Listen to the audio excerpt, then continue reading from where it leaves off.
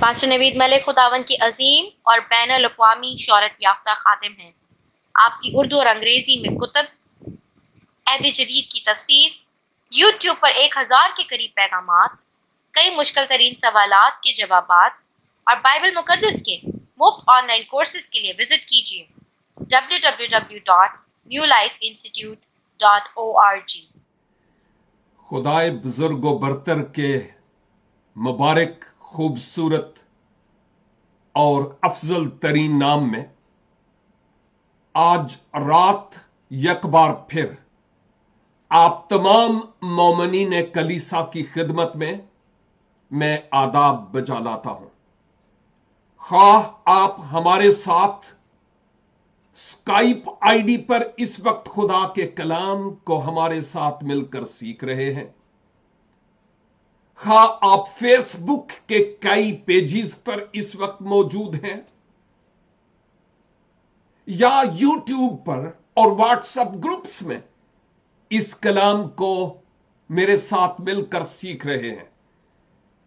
میری دل سے دعا ہے کہ خداوند آج اپنے اس زندگی بخش کلام کے وسیلے سے ہمارے حوصلوں کو بلند کرے اور اپنے بزرگ نام کو ہم کمزوروں کے وسیلہ سے جلال اور عزت بخشے۔ ہم مزامیر کا مطالعہ کر رہے ہیں اور اس وقت ہم 57 یعنی 57 زبور سے سیکھ رہے ہیں۔ گزرے کل خدا کے ایک اور خادم نے اس کا آغاز کیا تھا اور بڑے خوبصورت انداز سے انہوں نے پہلی 4 آیات پر بات کی تھی، کچھ اس زبور کے پس منظر کو بیان کرتے ہوئے، اور چونکہ کچھ نئے لوگ آج ہمارے ساتھ ہیں، اس لیے میں پس منظر پر تو تھوڑی سی بات کروں گا، اور اس کے بعد میں 5 آیت سے لے کر 11 آیت تک یہ جو بقیہ حصہ ہے اس پر آپ کے ساتھ مل کر سیکھوں گا۔ استاد ایک ہی ہے اور وہ ہے پاک روح۔ زبور 57 داؤد کا ہی لکھا ہوا ہے، اور داؤد نے اس وقت لکھا جب وہ ساؤل بادشاہ کے ڈر کے مارے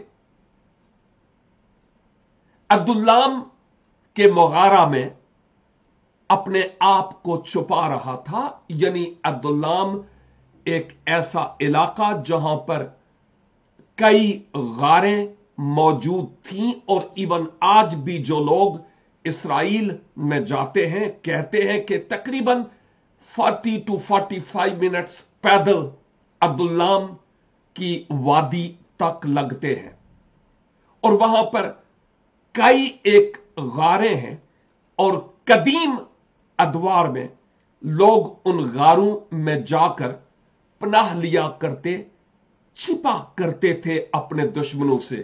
یہ کوئی کیمپنگ نہیں تھی، کیونکہ کیمپنگ میں ہر کوئی خوش ہوتا ہے، لیکن داؤد فزیکلی اپنے دشمن سے بچنے کے لیے اس غار میں موجود ہے۔ اور ایک عالم نے کہا کہ اگر ہم ادولام کی پہاڑی کی چوٹی پر جائیں تو دوسری طرف ہمیں وادی ایلا نظر آتی ہے، اور وہ وادی ہے جہاں داؤد نے ایک فلسطی سورما جو اسرائیل کے خدا کے نام کی تکفیر کرتا تھا اور للکارتا تھا، ہے کوئی میرے خلاف لڑنے والا، قد آور جات کا رہنے والا جولیت، اس کی بات کرتا ہوں جسے داؤد نے رب الافواج کے نام سے نیست کیا ہے۔ خیر، یہ پس منظر میں بہت ساری باتیں ہیں، جب ہم مطالعہ کرتے سٹڈی کرتے ہیں تو پھر پتہ چلتا ہے، لیکن اس کے ٹائٹل میں جو بات یہاں پر ہمیں نظر آتی ہے وہ یہ ہے کہ میرے مغنی کے لیے یک بار پھر میں یہی کہوں گا جیسے گزرے کل بھی और उसे पेशतर भी हम सीखते चले आए हैं। मीर बगन्नी पॉसिबल है कि जो उस वक्त का चीफ म्यूजिशियन था, जो खाना खुदा में खुदा की प्रस्तश में लीड किया करता था, पॉसिबल है कि ये मीर यानी बड़ा आदमी, उसके लिए ये इस्तेमाल हुआ हो, मीर मुगन्नी उसके नाम लिखा हो ताकि वो गा सके। और उलमा ये भी बयान करते हैं कि खुदा बजाते खुद चूंकि मुकद्दसों की, रास्तबाजों की प्रस्तश पर तख्त नशीन होता है, अपना तख्त लगा लेता है, और इवन खुदा बजाते खुद मौसीकी का मुवज्जद भी है, जिस सबब से ये खुदा की जात के लिए भी है, क्योंकि वो सबसे बड़ा प्रस्तश और हम्द और स्ताइश के लायक है।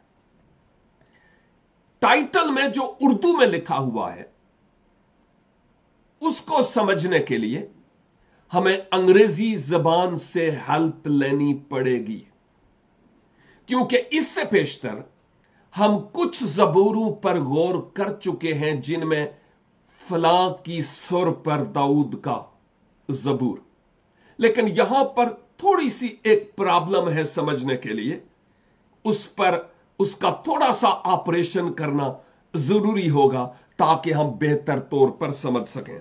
यहां इस टाइटल में लिखा है मीर बगन्नी के लिए अल तखशीत, अल तशखीत, यह जरा मुश्किल लफ्ज है, अल तशखीत के सुर पर दाऊद का मजमूर।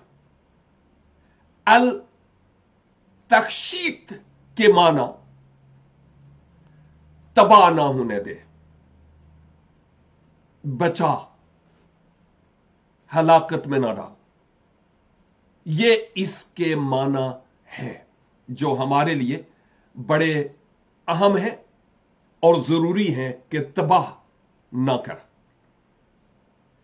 और जब हम पहला सैमुअल और उसका 22 बाब देखते हैं, यानी सैमुअल की पहली किताब और उसके 22 बाब में, आप बाद में देखते रहिएगा अगर इंटरेस्ट रखते हैं तो। मैं अभी 22 बाब में नहीं जाऊंगा, लेकिन उसमें इसका जिक्र है कि दाऊद कैसे अपने दुश्मन से भागकर अब्दुल्लाम के मगारा में जाकर टिका है, और यह और बेहतर तरीका से हमें समझने में मुआवनत होगी जबूर 57 के समझने में।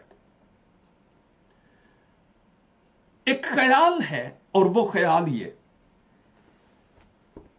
इस हलाक ना होने, तबाह ना होने के हवाले से कि ए खुदा तू मुझे, दाऊद अपने बारे में भी यह कह रहा था, और यह भी मुमकिन है कि वो दीगर रास्तबाजों की बाबत भी, कि ए खुदा दुश्मन तो जो कुछ कर रहा है वो कर रहा है, लेकिन उसके हाथों तू अपने सादिक और रास्तबाज लोगों को हलाक ना होने दे। और बिल्कुल ऐसा ही जबूर जहां तबाह ना होने दे, हलाक ना होने दे से मुताल्लिक ना सिर्फ 57 है बल्कि 58 यानी 58 भी है, इवन 59 भी है, और 75 भी। 57, 58, 59 और 75 जबूर ये वो हैं जिनमें यही इल्तिजा की जाती और दुआ की जाती है कि हलाकत में ना डाल, तबाह ना होने दे। ये एक बड़ी अहम तरीन दुआ है। लेकिन इसके साथ साथ दाऊद फिजिकली अगर देखा जाए तो वो अकेला फर्दे वाहिद था, और उसके दुश्मन कई थे। आप खुद जानते हैं, हम पहले भी गौर कर चुके हैं कि और तो और अपने घर के लोग अबीसलूम बेटा भी मुखालिफ, ससुर साउल भी मुखालिफ, फिलिस्ती लोग भी मुखालिफ, और अबलीस तो वो शुरू से ही खुदा के लोगों का मुखालिफ तो रहा ही है। तो दाऊद फिजिकली अकेला था जिस्मानी तौर पर, लेकिन उसके जो दुश्मन थे, दुश्मनाने दाऊद, वो बहुत सारे थे। और दाऊद कई तरह से मौत के खतरात से दो चार था और जिंदगी और मौत की कश्मकश में मुब्तला था। इसीलिए तो वो, जब हम गुजरे कल सीख रहे थे, तो आयत 4 में कहता है कि मुझे बब्बरों के दरमियान मैं हूं, बब्बर शेरों के दरमियान मुझे बचा। और आप जानते हैं कि मुकद्दस पतरस फरमाते हैं कि अबलीस शेरे बब्बर की तरह दहाड़ता फिरता है कि किसको मार खाऊं। और जरूरी नहीं कि ये शेरे बब्बर, मैं नहीं कहता हूं कि मगारा के इर्द गिर्द शेर नहीं हुए होंगे, मैं नहीं जानता और मुझे जरूरत भी नहीं जानने की। पॉसिबल है वहां फिजिकली शेर भी बाहर हुए हों, लेकिन यह खतरे से खाली नहीं था। लेकिन यह उन शेरों के बारे में जो 4 टांगों वाले हैं बात है या नहीं? असल में यह अबलीस और उसके चेलों जो 2 टांगों वाले धाड़ने वाले हैं, उनका जिक्र है कि मैं उनके दरमियान फंसा हुआ हूं। और यह तो मसीह खुदावंद से बहुत पहले की बात है। लेकिन आज मुमकिन है कि मेरे सामईन और नाजरीन, आप में से भी कोई एक ऐसा हो जो अपने आप को आज इसी तरह 2 टांगों वाले बब्बरों, दुश्मनों, नाहक सताने वालों के दरमियान अपने आप को पा रहे हो। लेकिन मुबारक है वो कि इन मुश्किलात और प्रॉब्लम्स में खुदा पर भरोसा रखना कभी ना छोड़े। और दाऊद इसी बात का तो इस जबूर में हमें तकाजा करता हुआ और जिक्र करता हुआ नजर आता है। गार में वो था तो भी वो खुदा को नहीं भूला। इस जबूर में वो खुदा से रहम की अपील करता है और दरखास्त करता है कि मुझ पर रहम कर। पहली आयत ही ऐसी ही थी जैसे हमने देखा, उसका खुदा पर भरोसा था।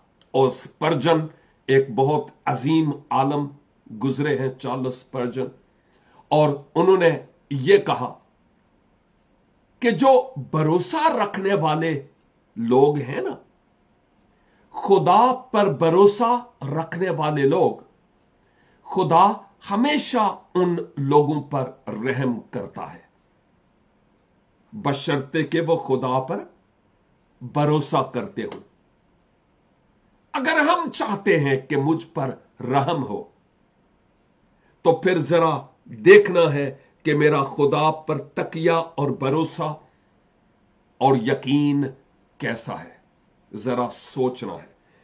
और फिर आयत पर आने से पहले लिखा है मिकताम, यानी एक ऐसा जबूर जो इंतहाई कीमती तरीन कुंदन, सोने से भी ज्यादा कीमती। वैसे भी उसका कलाम, खुदा का कलाम, सोने से कहीं ज्यादा कीमती है। कीमती तरीन जबूर इसका मतलब है ये उस वक्त का जब वो मगारा में यानी गार में साउल से भागा।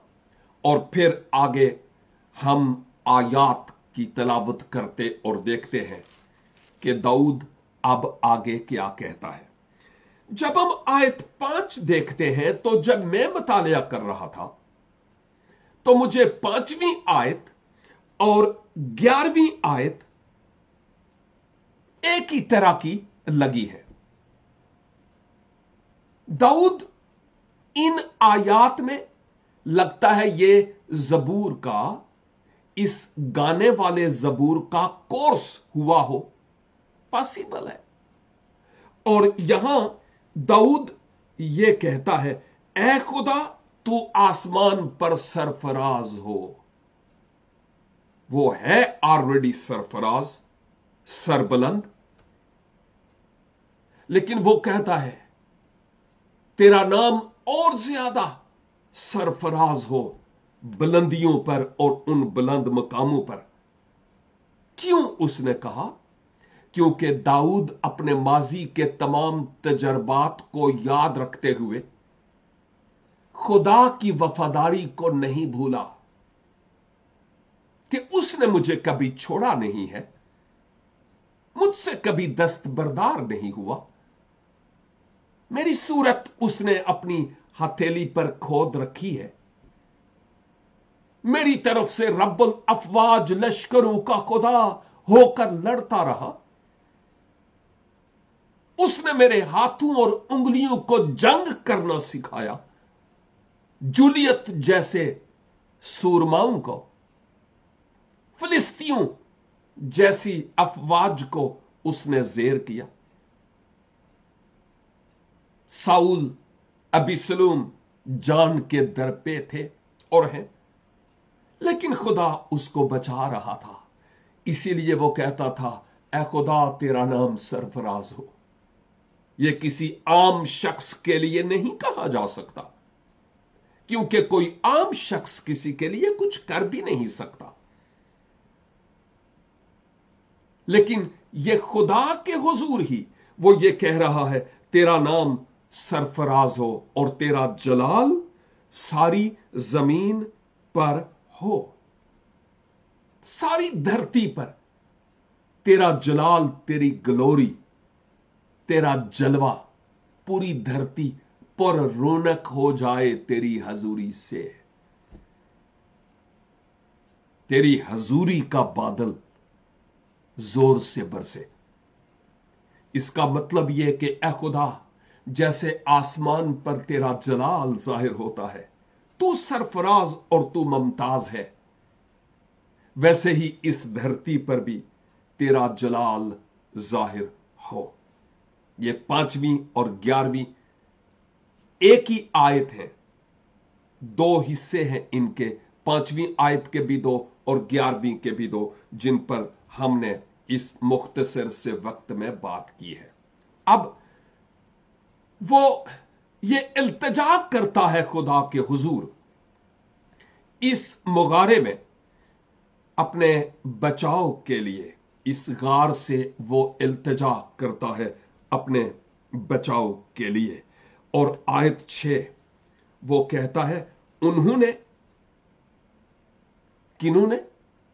दुश्मनाने दाऊद ने, जिनमें पॉसिबल है अबीसलूम प्लस फिलिस्ती प्लस अब्रीस प्लस साउल, उसकी जान लेने के दर पे थे।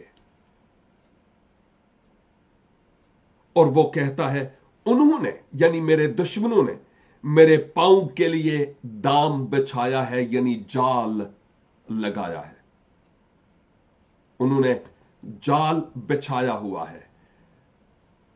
कई जगहों पर माजी में अगर अचानक से कहीं फेसबुक पर कोई वीडियो आ गई तो उसमें दिखाया जाता है, या जो वर्ल्ड की जोग्राफियाई मूवीज हैं उनमें, कि वो लोग जो परिंदे पकड़ते हैं जंगलात में जाकर, वो कैसे जाल लगाते हैं परिंदों को फांसने के लिए।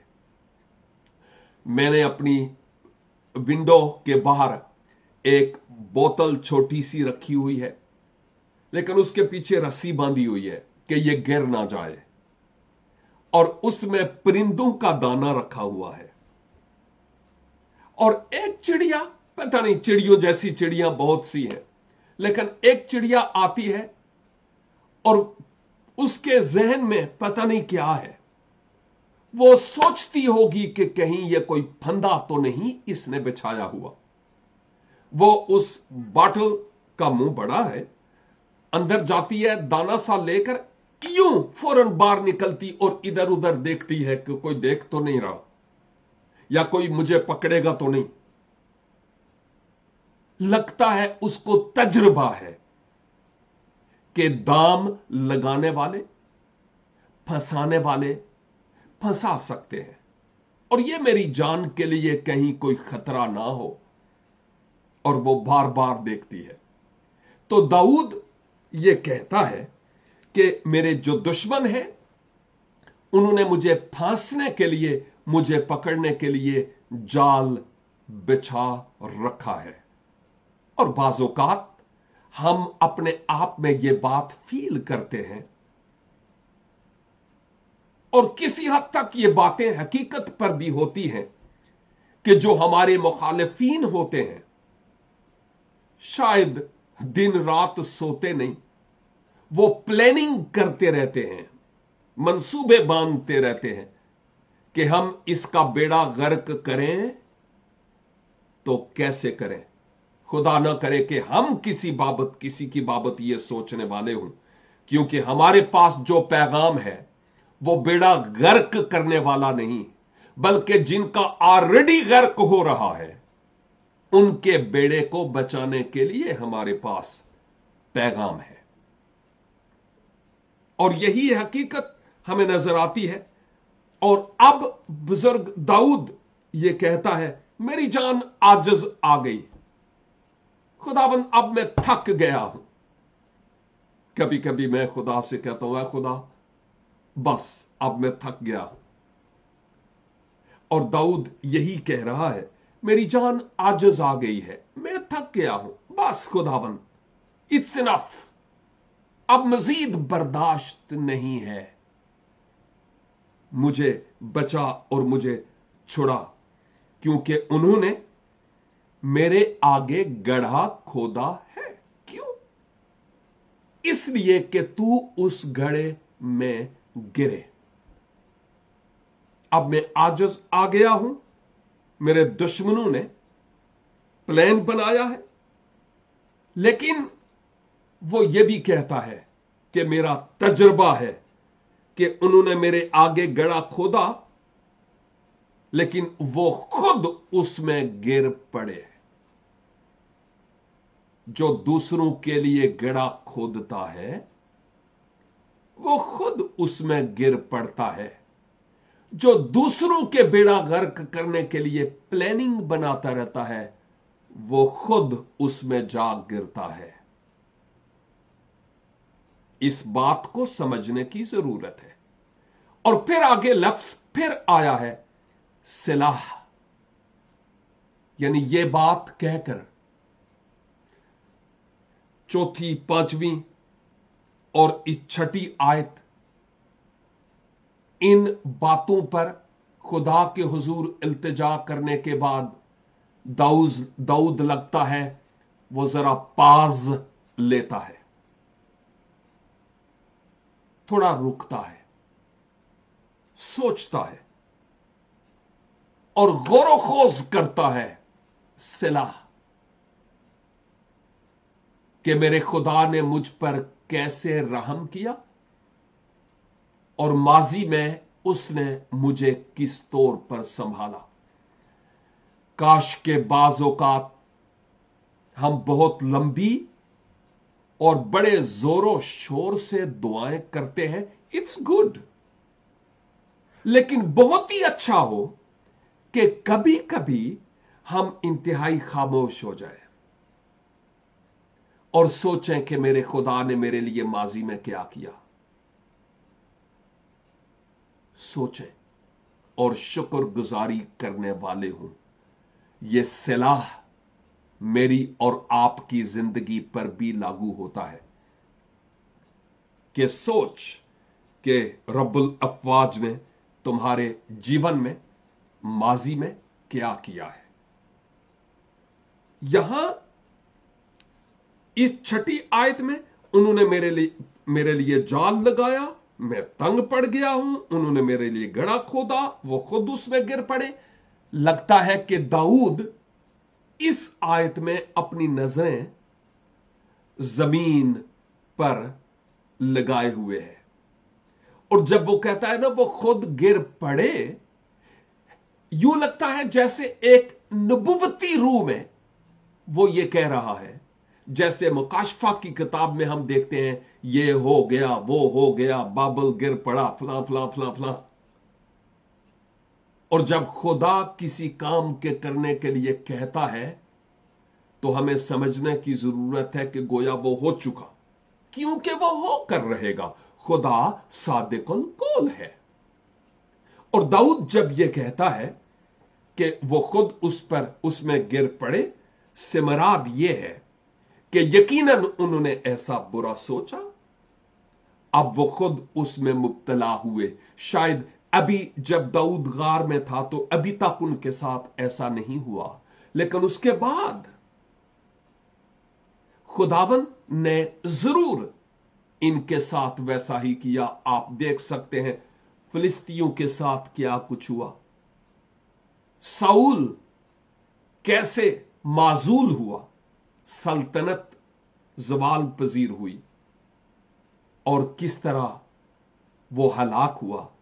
आप इन बातों की बाबत जानते हैं। लेकिन जब हम आयत 7 पर जाते हैं तो बुजुर्ग दाऊद कहता है, मेरा दिल कायम है ए खुदा, मेरा दिल कायम है। हालेलुया। 2 बार वो ये इस बात को दोहराता है, मेरा दिल कायम है ए खुदा, मेरा दिल कायम है। क्या मतलब है? याद कीजिए आयत 6 में मैंने कहा कि यूं लगता है कि वो जमीन पर अपनी निगाहें लगाए हुए था, लेकिन अब आयत 7 में वो आसमान की तरफ अपनी निगाहें लगाता है, आसमान की तरफ, और कहता है मेरा दिल कायम है। यानी मैं ईमान में हूं, मैं पुर उम्मीद हूं, मेरा ईमान मुस्तहकम है, मेरा दिल कायम है ए खुदा। और खुदा से मुखातब होकर कहता है ए खुदा, और फिर वो कहता है मैं गाऊंगा बल्कि मैं मदा सराई करूंगा। यानी ए खुदा मैं तेरी तारीफ करूंगा, तेरी सताइश करूंगा, क्योंकि तू इस लायक है।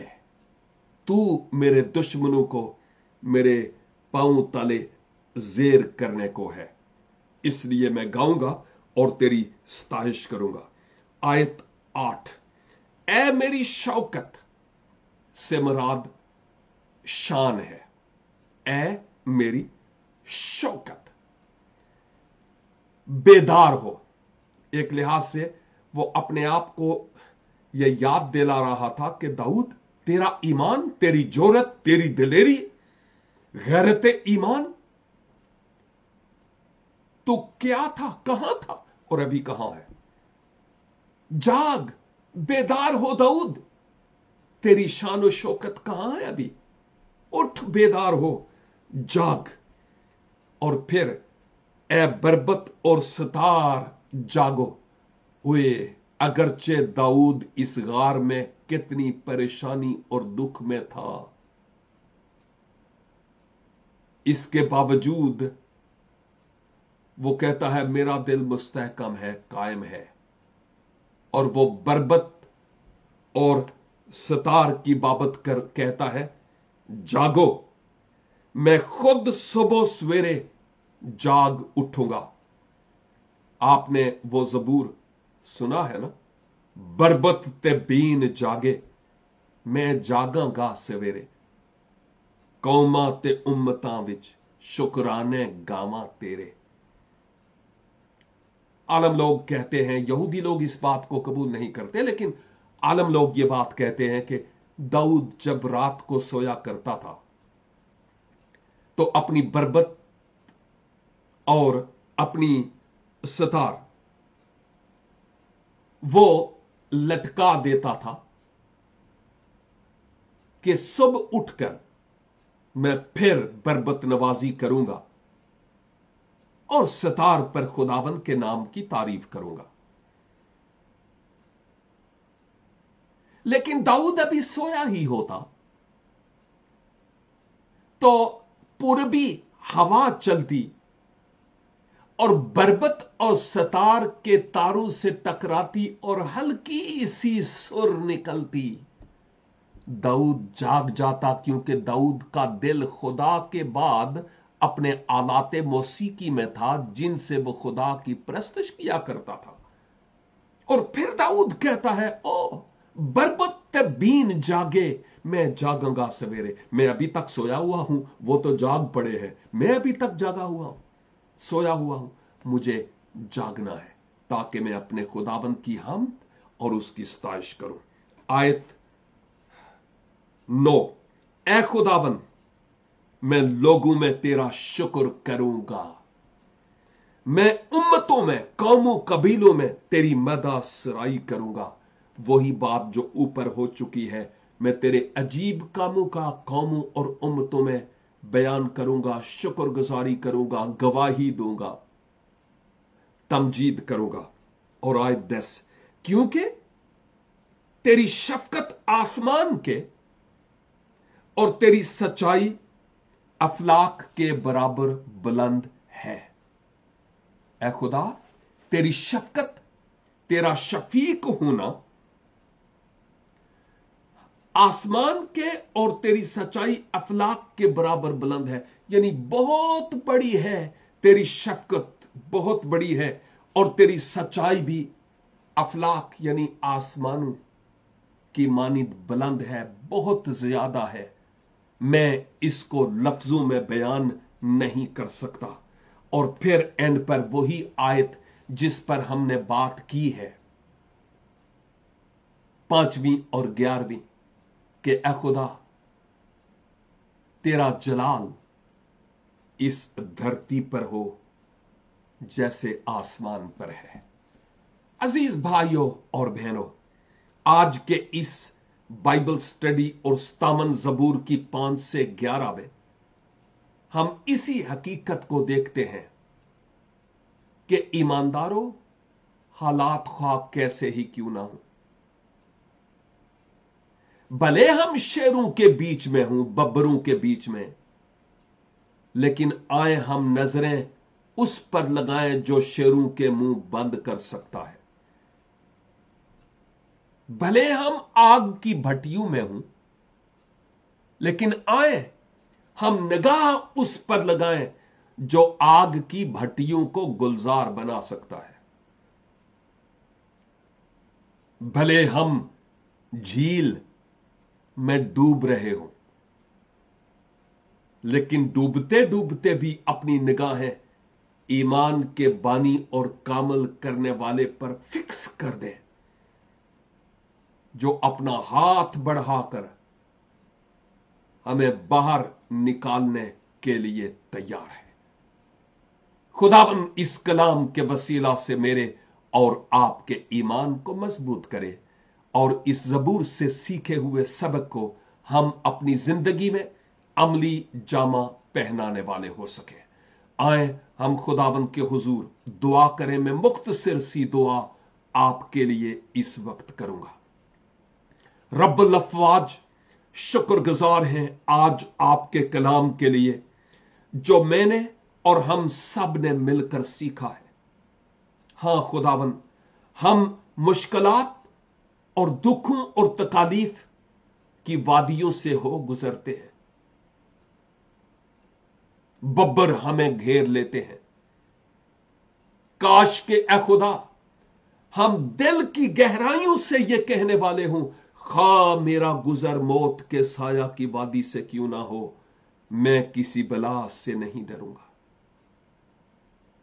ए खुदावन, हमें फजल अनायत फरमाइए कि आपके कलाम के ऐन मुताबिक हम अपनी जिंदगी को बसर करने वाले हो सकें। हमारी निगाहें आप पर जमी रहें, किसी दूसरी तरफ ना जाए।